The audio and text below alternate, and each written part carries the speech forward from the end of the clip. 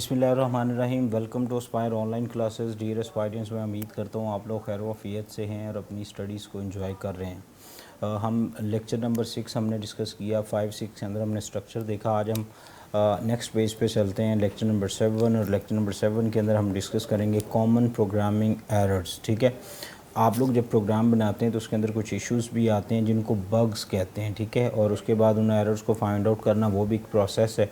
और कितनी तरह की एरर्स हैं जिनको हम फेस करते हैं वाइल प्रोग्रामिंग। एक सॉफ्टवेयर हाउस के अंदर प्रॉपर प्रोग्रामिंग चेक करने के लिए क्वालिटी एश्योरेंस का एक पूरा डिपार्टमेंट होता है जो कि इन एरर्स को देख रहा होता है और एरर्स को रिमूव कर रहा होता है। नॉर्मली वो लोग भी सॉफ्टवेयर इंजीनियर्स ही होते हैं, क्योंकि आप इंजीनियर हैं, आप कोड बना रहे हैं, उसके अंदर कोई मिस्टेक आ गई तो वो मिस्टेक आपने ऑन द स्पॉट ख़त्म करनी है और उसके बाद उसको रिकम्पाइल करना है और दैन उसके रिजल्ट्स आएंगे। ठीक है जी, तो कॉमन प्रोग्रामिंग एरर्स को डिस्कस करते हैं।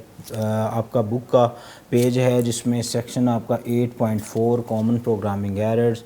इसमें से 2 डिफरेंट टर्म्स हैं, पहले वो समझ लीजिए फिर हम आगे चलते हैं। पहली टर्म बच्चों हम जो इसमें देख रहे हैं वो है बग। बग किसको कहते हैं बेटा? एरर को कहते हैं। ठीक है, और उसके बाद हमारे पास एक प्रोसेस होता है जिसको हम डीबगिंग कहते हैं। What that process is actually finding errors. इसके अंदर आप वर्ड क्या यूज़ करेंगे? ये 2 फेजेस के अंदर है, एक होता है फाइंडिंग एरर्स और दूसरा होता है रिमूविंग दैम। ठीक है, आप लोग द फर्स्ट फेज जिसके अंदर आप अपना जो वॉइड और void main and then parenthesis curly brackets के बाद आपने जितनी आपने स्टेटमेंट्स यहाँ पे लिखी, जो भी सेट ऑफ इंस्ट्रक्शंस आपने यहाँ पे मेंशन की, इसके अंदर से आपने देखना है कोई errors which is called actually bug. और एंड देन आपको इस एरर को फाइंड करना है, देखना है। लेट्स सपोज आप इस स्टेटमेंट के एंड पे स्टेटमेंट टर्मिनेटर मिस कर गए तो ये एक एरर है। ठीक है, तो आपने इस एरर को करेक्ट करना है, यहाँ स्टेटमेंट टर्मिनेटर लगाने हैं, तो आपने बेसिकली डीबगिंग प्रोसेस किया। 2 टर्म्स आपको मैंने पढ़ाई। First is bug. Bug mean error जो प्रोग्राम में आती है। उसके बाद debugging. Debugging is a process which is use to find errors. पहला स्टेप क्या है? Find errors and then remove them. फिर हम उनको रिमूव करते हैं, तो ये हमारे पास आ गया डीबगिंग प्रोसेस। ये स्टोरी क्लियर हुई? वापस चलते हैं आपकी बुक के पेज के ऊपर। Many the programmers may come across errors while waiting computer writing a computer program. जब भी आप एक प्रोग्रामर जो है उसको हो सकता है कई गलतियों का सामना करना पड़े जब वो एक प्रोग्राम को लिख रहा होता है। ये आपकी बुक की वर्डिंग है, उसकी ट्रांसलेशन है। मैंने आपको टॉपिक समझा पहले दिया, आगे चलते हैं। In programming languages the errors are called bugs. ठीक है, प्रोग्रामिंग या प्रोग्रामिंग लैंग्वेजेस के अंदर जो एरर्स होती हैं उनको आपने एरर नहीं बोलना, उसको हमने बग्स बोलना है या बग बोलना है। The processings of finding and removing these या those bugs is called debugging process या डीबगिंग। तो बेटा ये बग्स की डेफिनेशन भी शॉर्ट में आती है और ये जो आप लोगों के सामने मेरे बेटे मैंने डीबगिंग को अंडरलाइन किया है ये भी आता होता है। तो आपको ये दोनों टर्म्स क्लियर होनी चाहिए, ये शॉर्ट क्वेश्चन में आ जाता होता है। When the C compiler detect any error. जब अपना पूरा कोड आप लिखते हैं और उसको कंपाइल करने के लिए शॉर्टकट की, तो सबसे पहले कंपाइलर देखता है कि ये प्रोग्राम प्रॉपरली लिखा हुआ है। ठीक है, अगर ना लिखा हो तो कंपाइलर उधर ही रुक जाता है, कंपाइलर आगे जाने ही नहीं देता आपको। ठीक है, वो यानी कि आपके सोर्स को ऑब्जेक्ट में ट्रांसलेट करता ही नहीं है, पहले कहता है पहले ये एरर ठीक करो फिर मैं आगे चलूँगा। It display an error message. वो जब कंपाइल आप करने लगते हैं तो वो एरर को डिटेक्ट करता है और उसके लिए एक एरर मैसेज डिस्प्ले करता है विच describe the cause of the error. और वो आपको ना हिंट भी देता है और वार्निंग्स भी देता है। ठीक है, साथ हिंट सजेशन भी देता है कि जनाब फ़लाँ लाइन के ऊपर ये एरर है, तो इस एरर में ये आपने मिस किया हुआ है, इसको सही करें पहले। Okay, these are 3 types of programming errors which is syntax. ठीक है, ये MCQs में आ सकता है। कितनी जी? 3 टाइप्स ऑफ प्रोग्रामिंग एरर। सबसे पहले सिंटैक्स एरर, फिर रन टाइम एरर्स, फिर लॉजिकल एरर्स। ठीक है, इसको हम सिंटैक्स बग, लॉजिकल बग या ओवरऑल इसको हम बग कहते हैं। यहाँ आप इसको एरर साथ साथ वर्ड के साथ इसको आप एरर कह सकते हैं। तो ये कॉन्सेप्ट के लिए 2 चीज़ें पढ़नी, बग्स एंड एरर्स। ओके, कितनी types of error? 3 types of error. सबसे पहले कौन सी? Syntax error. अच्छा बच्चों, जो सिंटैक्स एरर होती है ये होती क्या है मैं आपको पहले समझा दूँ। आप ज़रा मेरे साथ चलें। आप अज्यूम करें जब हम मैट्रिक में थे या 9th में थे या फर्स्ट ईयर में, तो आप लोगों ने write of an application and writing of a letter, मैं इंग्लिश की बात कर रहा हूँ, उसके अंदर आपने सीखा या उर्दू के अंदर आपने सीखा। तो आपके जो सर थे उन्होंने बताया जी आपने लिखना है जी एग्जामिनेशन में, एक नॉन टेक्निकल एग्जाम्पल है लेकिन आपको टर्म समझ आ जाएगी, एग्जामिनेशन हॉल। ठीक है, उसके बाद आपने कहा जी आपने लिखना है जी सिटी A.B.C. उसके बाद जनाब डेट आएगी जी जून लेट्स सपोज 19 एंड 2020, आगे जो भी आपने लिखना है। तो अगर आप ये कॉमाज, ये डॉट्स अगर आप मिस करते थे तो मुझे बताएं आपके इसके मार्क्स कटते थे कि नहीं कटते थे? कटते थे ना। क्यों? क्योंकि ये बेसिकली बेटा इस लेटर का, जो लेटर आप लिखने जा रहे हैं, ये उस लेटर का सिंटेक्स है and you have to follow this syntax. आपने इस सिंटेक्स को फॉलो करना है। और यहाँ पे अगर आपने कोई एक डॉट, क्योंकि ये जितने डॉट, कोमास, ये जो बड़ा अल्फ़ाबेट, छोटा alphabet, basically they are grammatical rules. ये ग्रामर के कानून हैं जो कि आप फॉलो कर रहे होते हैं जब आप कोई लेटर, एप्लीकेशन या कुछ भी लिख रहे होते हैं। इसी तरह जब आप बेटा लैंग्वेजेस में आते हैं ना, तो मैं लैंग्वेजेस के अंदर बिल्कुल समझाने के लिए यही कहता हूँ कि लैंग्वेजेस के भी अपने ग्रामेटिकल रूल्स होते हैं। मसलन मैंने आपको लास्ट लेक्चर में एक दिन पढ़ाया था जी, हर लाइन के एंड पे जो है वो सेमी कॉलन या स्टेटमेंट टर्मिनेटर्स आएंगे। तो अगर आप वो स्टेटमेंट टर्मिनेटर्स मिस करते हैं तो उसकी वजह से एरर आती है। अब ये एरर किस टाइप की आती है? ये क्योंकि ग्रामेटिकल रूल की वजह से एरर आ रही है। आप किसी ग्रामेटिकल रूल को तोड़ रहे हैं, तो इस तरह की तमाम एरर्स को हम सिंटैक्स एरर्स कहते हैं। वंस अगेन क्लियर है, syntax error basically occur due to bad syntax. ऐसे सिंटैक्स जो जब आप एक लैंग्वेज, मतलब सी है या जावा है, हर लैंग्वेज का अपना सिंटैक्स है। आप सी लैंग्वेज पढ़ रहे हैं तो सी का अपना सिंटैक्स है, मतलब कहाँ कॉमा आना है, कहाँ कॉमा नहीं आना, कहाँ कर्ली ब्रैकेट आनी है, कहाँ नहीं आनी, कहाँ पे हमने स्टेटमेंट टर्मिनेटर्स लगाने हैं, कहाँ नहीं लगाने हैं। You have to follow all these rules and due to that bad rules there's error occur which is called syntax error। अब हम बुक से पढ़ते हैं बेटा आप लोगों के, syntax error occur when the programmer violate, मतलब खिलाफ वर्जी करता है one or more grammatical rules of C language। Straightforward C language के ग्रामेटिकल रूल्स को जब आप फॉलो नहीं करते तो उसकी वजह से जो एरर आती है उसको हम सिंटैक्स एरर कहते हैं। The compiler direct these error is as its attempt to the translate the program. ये सारी एरर जो कंपाइलर है उसको कब अटैक्ट करता है? जब वो कंपाइलर आपके सोर्स कोड को, जो आपने कोड लिखा जिसमें आपने गलती कर दी, वो जब उसको ऑब्जेक्ट में करने तो वो कहता है जनाब ये तो कॉमा आना था, इसने लगाया नहीं, तो उसकी वजह से आपको एरर दे देता है। तो वहाँ पे ये डिडक्ट होती हैं। If C statements has a syntax error it can not be translated and program can not be executed. Yes, as I mentioned a few seconds ago, जब एरर आ जाएगी तो एरर की वजह से ये ना तो ट्रांसलेट होगा, ट्रांसलेट नहीं होगा भाई तो ऑब्जेक्ट कोड में आएगा नहीं, ऑब्जेक्ट कोड में आएगा नहीं तो लिंकिंग नहीं होगी, लिंकिंग नहीं होगी तो एग्जीक्यूशन भी नहीं होगी, प्रोग्राम मतलब प्रोग्राम नहीं चलेगा। ये बात क्लियर होगी। There can be A many cause of syntax error. बहुत मसाइल हैं जिसकी वजह से सिंटैक्स एरर आता है। मसलन for example missing statement terminator, वही मैंने जो एग्जांपल दी थी कि हर लाइन के एंड पे ये आने हैं, अगर ये नहीं आते तो स्टेटमेंट, ये भी एक सिंटैक्स एरर। तो जो ग्रामेटिकल रूल्स है ना, कहाँ बड़ा अल्फ़ाबेट स्मॉल और कैपिटल लगाना है, कहाँ छोटी ब्रैकेट लगानी है, कहाँ बड़ी, जो इस तरह के ग्रामर्स के रूल्स होते हैं, ठीक है, उसकी वजह से जो एरर्स आती है उसको हम grammatical rule. Without variable declaration, missing of the delimiters, आप कर्ली ब्रैकेट छोड़ जाते हैं तो इसकी वजह से भी एरर आता है। क्योंकि आपको पता है आप कर्ली ब्रैकेट लगाते हैं, उसके अंदर कोड लिखते हैं, फिर कर्ली ब्रैकेट क्लोज, अगर आप ये भी छोड़ दें, ये छोड़ दें तो इसकी वजह से भी एरर आ सकता है। और ये जो बेटा आप लोगों ना वेरिएबल विदाउट डिक्लेरेशन, ये शायद आपको टर्म अभी समझ नहीं आएगी। चैप्टर नंबर 9 उसके अंदर rules for naming A variables, उसके अंदर ये टर्म है, वहाँ पे आपको समझाऊंगा कि ये डिक्लेरेशंस का मतलब क्या आता है। हमें पहले वेरिएबल्स बताने होते हैं, जब हम बताए बगैर उसको यूज़ करते हैं ना प्रोग्राम के अंदर तो वो नहीं चलेंगे। तो सिंटैक्स एरर मेरे बच्चों आप लोगों को क्लियर हुआ। पहला बग, फिर डीबगिंग प्रोसेस, फिर टाइप्स ऑफ एरर्स। उसके अंदर पहली error which is called syntax error which is occur due to bad syntax of that language. जब आप लैंग्वेज के ग्रामेटिकल रूल्स को फॉलो नहीं कर रहे तो जो एरर आएगी उसको हम सिंटैक्स एरर कहते हैं। ओके, आगे चलते हैं जी। अगला जो स्टेप हमारे पास वो आ गया जी run time errors. And what is run time errors? असल में बेटा मैं समझाने के लिए बिल्कुल आपको ये कहूँगा, दुनिया में ना कुछ ओपन प्रॉब्लम्स हैं। Sir what do you mean bye open problems? ऐसी प्रॉब्लम जिनका सोल्यूशन नहीं है, क्योंकि लैंग्वेजेस भी तो हमने बनाई हैं ना, और कंप्यूटर के कंपाइलर भी तो हमने ही बनाए हैं। और अगर एक प्रॉब्लम हम नहीं सॉल्व कर सकते तो कंप्यूटर उसको सॉल्व कर सकेगा नहीं, क्योंकि कंप्यूटर्स को हमने पहले एल्गोरिदम्स देने हैं और वो एल्गोरिदम्स पहले ह्यूमन बीइंग उसको एग्जीक्यूट करते हैं। अगर ह्यूमन प्रॉपर्ली एग्जीक्यूट कर लेता है देन हम कंप्यूटर को फिर वो इंस्ट्रक्शन, बट कंप्यूटर उसको फास्टली करता है बस, और वो जो उसके पैरामीटर्स हैं उससे क्रॉस नहीं करता है। ह्यूमन फ्लेक्सिबल होता है, कंप्यूटर फ्लेक्सिबल नहीं होता, इसकी फ्लेक्सिबिलिटी होती ही नहीं है, ठीक है। वो बिल्कुल एक्यूरेट पैरामीटर्स के ऊपर वैल्यूज़ को एक्सेस करता है, एग्जीक्यूट करता है और उनके रिजल्ट प्रोसीड करता है। ये स्टोरी क्लियर होगी। अच्छा, मैं आपको बिल्कुल ये कहूँगा, आप ज़रा अपना कैलकुलेटर निकालिए और कोई भी एक नंबर लें, any number, like let's suppose आप 9 लें, उसको डिवाइडेड बाय 0 करें तो देखिएगा आपके कैलकुलेटर के ऊपर वो आएगा मैथ्स एरर। तो बेसिकली कोई ये मैथ का इशू है।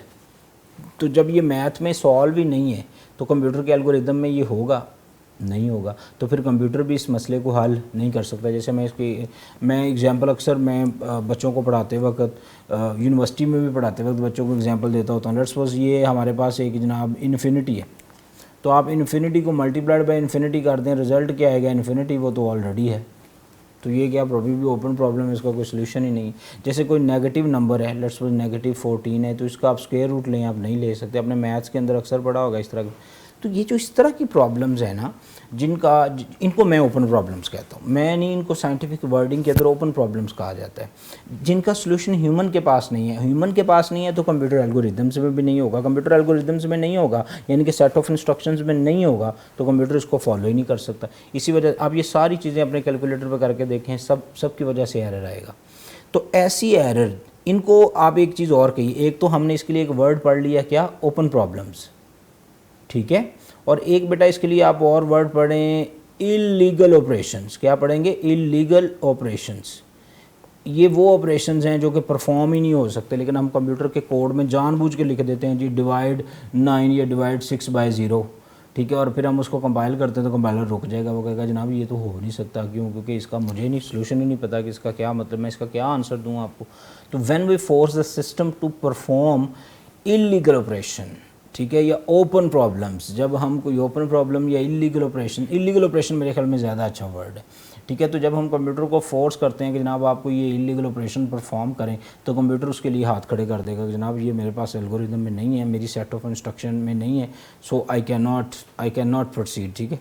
तो वापस चलते हैं मेरा बेटा। अब हम बुक का सिंटेक्स देखते हैं, बुक की लाइन्स देखते हैं। जो रन टाइम एरर्स कहता है, run time error occur when the program directs to the computer, the programmer direct to the computer to perform an illegal operation. Exactly वही वर्ड यहाँ पे भी है, ठीक है। इलीगल ऑपरेशन परफॉर्म करने के लिए जब हम कंप्यूटर को कहते हैं, अब sir what do you mean by illegal operation, such as dividing a number by 0, ये एक इलीगल ऑपरेशन है। किसी भी नंबर, आप ज़रा अपना कोड लिखिए, प्रिंट एफ के अंदर लिखें ज़रा 6 डिवाइडेड बाय 0 और उसको रन करें, वो नहीं करेगा, वो कहेगा जनाब ये नहीं हो सकता, ठीक है। Run time errors are detected and displayed the computer during the execution of the programme.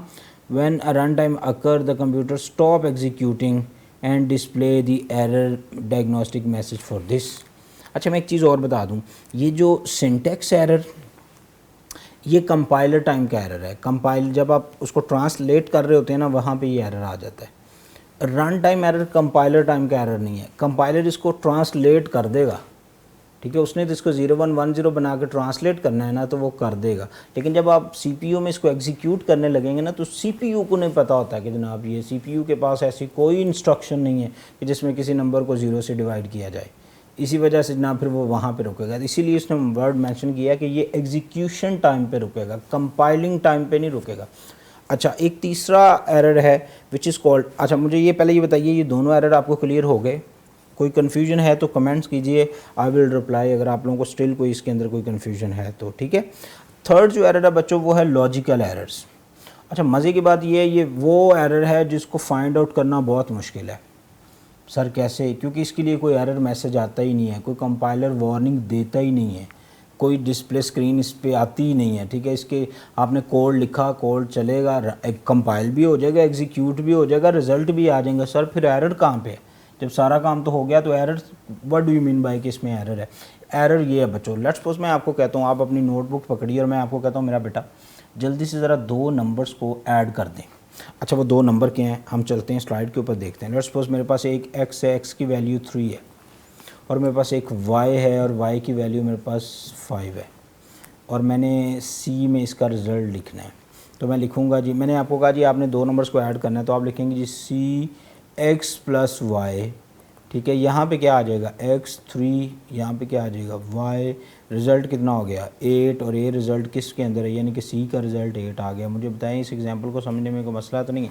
मैंने आपको 2 नंबर दिए और मैंने कहा इन 2 नंबर्स को जमा कर दें। आपने कंप्यूटर का कोड लिखा, कोड के अंदर आपने ये दोनों नंबर यूज़र से लिए, लेने के बाद आपने उन दोनों नंबर्स को आपस में ऐड किया, ऐड होने के बाद उनका रिज़ल्ट स्क्रीन पर आ गया। ये तो सर ओके, इसमें कोई इशू नहीं। अच्छा, इशू क्या होगा, आप जब लिख रहे हैं जी, अब ये तो हो गया करेक्ट, अब हम इनकरेक्ट भी देखते हैं। ये सी मैंने लिखा c is equal to x multiplied by y, तो यहाँ पे क्या आएगा जी 3, यहाँ पे क्या आएगा जी 5, तो सी का रिज़ल्ट 8 आएगा। नो, सी का रिज़ल्ट क्या होगा, इट विल बी 15। रिज़ल्ट तो इधर भी आएगा, रिज़ल्ट इधर भी आएगा, इसीलिए एरर मैसेज नहीं आता इसमें, लेकिन ऑपरेटर गलत लगा हुआ है। तो आप इसको फाइंड आउट कैसे करते हैं, बाय रिसीविंग रॉन्ग आउटपुट। मैंने आपको क्या कहा था, मैंने आपको कहा था 2 नंबर्स को ऐड करना है, आपने सारा कुछ सही लिखा बट ऑपरेटर गलत लगा के। कंप्यूटर को तो नहीं पता आपने ऑपरेटर गलत लगाया, कंप्यूटर को ने तो ये नहीं बात सुनी कि इसको ऐड करना है या मल्टीप्लाई करना है, कंप्यूटर ने तो वो करना है जो इंस्ट्रक्शन आपने दे दी। अब इंस्ट्रक्शंस के अंदर आपने ऑपरेटर प्लस की बजाय मल्टीप्लिकेशन का लगा दिया, तो मल्टीप्लिकेशन का ऑपरेटर चलेगा तो रिज़ल्ट 8 की बजाय 15 हो जाएगा। अब रॉन्ग आउटपुट आई, आप कहेंगे अच्छा सर रिज़ल्ट तो 8 आना चाहिए था, 15 आया, तो दैट्स वाई इसको कहते हैं बैड लॉजिक। आपने जो लॉजिक इंप्लीमेंट किया मेरे बच्चों वो बैड है, और बैड लॉजिक जो होता है उसकी एरर को फाइंड आउट करना इट्स अ ह्यूज जॉब। ये छोटे छोटे इस तरह के कोड्स में तो बड़ा इजी मुझे पता चल गया 15, बट जो बड़े कोड होते हैं उसके अंदर अगर ये एरर आ जाए ना, तो हमारी जो रिक्वायर्ड आउटपुट होती है ना, जो हम चाह रहे होते हैं अपने सॉफ्टवेयर से, वो आ नहीं रहा होता, फिर हम कहते हैं इसके अंदर एरर है। फिर इसको फाइंड आउट करना इस क्वाइट ट्रिकी, और ये एमसीक्यूज बोर्ड में भी आता है, which error is use to which error is hard to find out. ये एंट्री टेस्ट में भी आता है, हम एंट्री टेस्ट पढ़ाते हैं बच्चों को, आपको भी इंशाल्लाह पढ़ाएंगे जब आप लोग सेकंड ईयर कर लेंगे, तो उसके अंदर इस तरह की टेक्निकल चीज़ें डिस्कस की जाती हैं। ओके जी, वापस चलते हैं बुक की रीडिंग के ऊपर। बुक रीडिंग में देखिए जी logical error. Logical errors occur when a program follow a faulty algorithms. ये क्या एल्गोरिदम्स है जनाब, ये वो एल्गोरिदम्स है, वो कोड है जिसमें आपने प्लस की बजाय मल्टीप्लिकेशन लगा दिया। अब आपने इसके अंदर मल्टीप्लिकेशन लगाया तो कंप्यूटर को तो नहीं पता कि जनाब इसको क्या करना है या क्या नहीं करना, वो तो स्ट्रेट फॉरवर्ड फॉलो करेगा उसी बात को जो आप लोगों ने लिख दी हुई है उसके अंदर, ठीक है। अच्छा, the compilers can not detect logical errors. क्यों? क्योंकि ऑपरेटर प्लस की बजाय मल्टीप्लिकेशन का आपने किया है, तो इस कंपाइलर को तो नहीं पता चलेगा कि इसमें हमने प्लस करना था या क्या करना था। उसने तो देखा कि जो ऑपरेटर है उसके हिसाब से उसने उसको एग्जीक्यूट करवा दिया, और एग्जीक्यूट के बाद रिजल्ट्स आए। Therefore no error message is reported. इसी वजह से इसके लिए कोई एरर मैसेज रिपोर्ट नहीं होता। अच्छा, इसके लिए भी एरर आता है और साथ उसका सुजेशन भी आता है। मैं अगर आपको इस स्लाइड के ऊपर सारी चीज़ें एक दफ़ा मेरे ख्याल में लिखवा दूँ, ज़रा नोट कर लें आप लोग, ताकि आप लोगों को ये पॉइंट क्लियर हो जाए। बच्चों, जो सिंटेक्स है ना, सिंटेक्स के साथ सबसे पहले लिखें ये कंपाइल या कंपाइलर टाइम एरर है। ये की पॉइंट है एंट्री टेस्ट के हवाले से भी, ये कंपाइलर टाइम का एरर है। Okay, second point, compiler time के एरर के साथ साथ इसके लिए एरर मैसेज भी आता है, ठीक है। आपको वार्निंग भी आती है और एरर मैसेज भी आता है। अच्छा, ये तो हो गया सिंटेक्स। उसके बाद हमारे पास आ गया रन टाइम। जो रन टाइम है ना बच्चों, इसके लिए आप ये एग्जीक्यूशन टाइम का एरर है। किसका? एग्जीक्यूशन टाइम का एरर है, पहली बात। दूसरी बात, इसके लिए एरर मैसेज नहीं आता, कोई एरर मैसेज नहीं आएगा। कंप्यूटर, आप ये समझ लें computer will go to the sleep, ठीक है। कंप्यूटर काम ही छोड़ देता है। जैसे आप कैलकुलेटर पे अगर करके देखें, 6 को डिवाइडेड बाय 0 करें तो कैलकुलेटर के ऊपर स्ट्रेट फॉरवर्ड आ जाएगा मैथमेटिकल एरर, ठीक है। तो ये आ गया। अच्छा, उसके बाद हमारे पास आ गया जी लॉजिकल एरर। तो ये लास्ट एरर है, याद रखो इसके लिए कोई एरर मैसेज नहीं आता, तो हम लिखेंगे नो एरर मैसेज। और दूसरा पॉइंट, हार्ड टू फाइंड, ठीक है। इसको पकड़ना बहुत बड़ा मसला है, कैसे पकड़ा जा सकता है? तीसरा पॉइंट ज़रा नोट कीजिए, रॉन्ग आउटपुट दे के, गलती रिज़ल्ट गलत आएगा तो हमें पता चलता है कि इसमें कोई इशू है। ये आप लोगों का कॉमन प्रोग्रामिंग एरर्स का टॉपिक है आपकी बुक में। इसको, ये बुक का पेज ही आपके सामने लगा हुआ है, मैंने ये सारी चीज़ें आपको क्लियर करवा दी। Hope so still there is confusion, comment down, I will reply. अपना बहुत सारा ख्याल रखें, अल्लाह हाफिज़।